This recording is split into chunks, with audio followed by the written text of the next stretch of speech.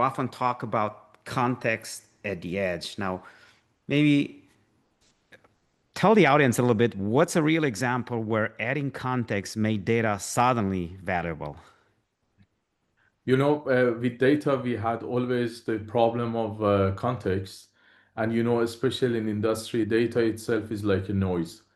So data itself alone doesn't have so much of meaning.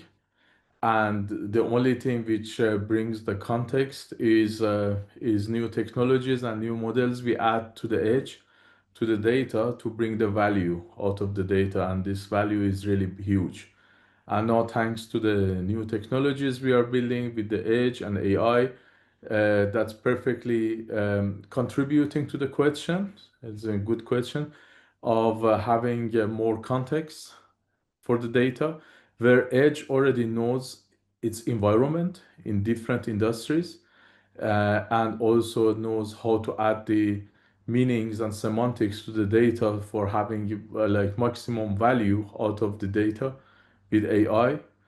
And also with the new agentic solutions, different agents are contributing to the concept also very well of bringing more processes and data to the meaningful insights to have better decision, but also to have better optimizations in the OT processes.